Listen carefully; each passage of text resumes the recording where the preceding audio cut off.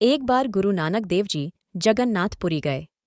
गुरु जी काफी समय तक जगन्नाथ के मंदिर के द्वार पर बैठे रहे। जब शाम हुई तो सभी पंडित आ गए और मंदिर में आरती करने लगे।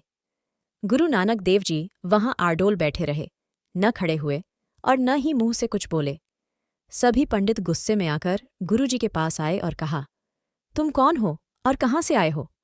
अज्ञात हो जगन्नाथ मंदिर की महत्ता के भेद को नहीं जानते। सभी खड़े होकर आरती उतार रहे और तुम बैठे रहे। जगन्नाथ का तुमने आदर नहीं किया, तुम उस समय उठे नहीं, तुम क्या जानते हो? यह सुनकर जगत गुरु वचन कहे, हम हर समय आरती पहचानते हैं।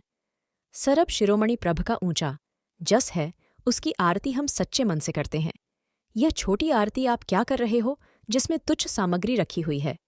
यदि मन निर्मल करके नहीं टिकाते तो मनवांछित फल कैसे पाओगे?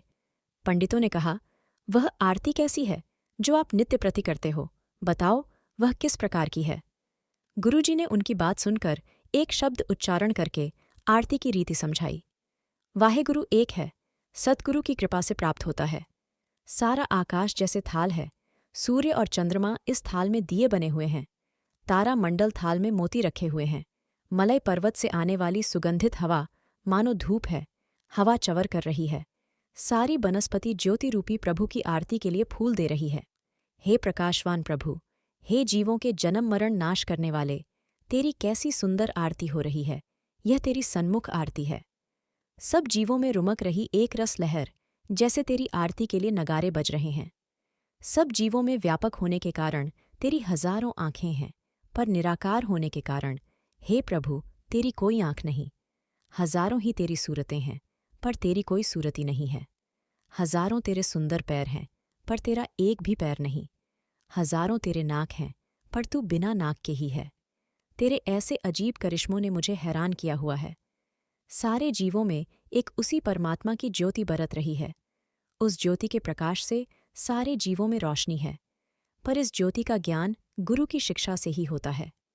इस सर्वव्यापक ज्योति की आरती ये है कि जो कुछ उसकी रज़ा में हो रहा है वह जीव को अच्छा लगे। हे हरि, तेरे चरण रूप कमल पुष्प के रस के लिए मेरा मन ललचाता है। हर रोज मुझे इसी रस की प्यास लगी हुई है।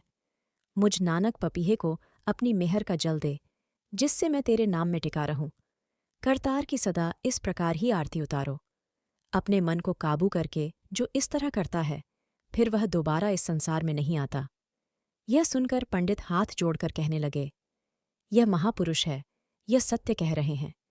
हमारा मन एक पल भी स्थिर नहीं रहता। 2 दिन गुरुजी वहां रुके और अगली सुबह वहां से आगे चले गए। अगर वीडियो पसंद आई तो कृपया इसे लाइक, शेयर और सब्सक्राइब करें।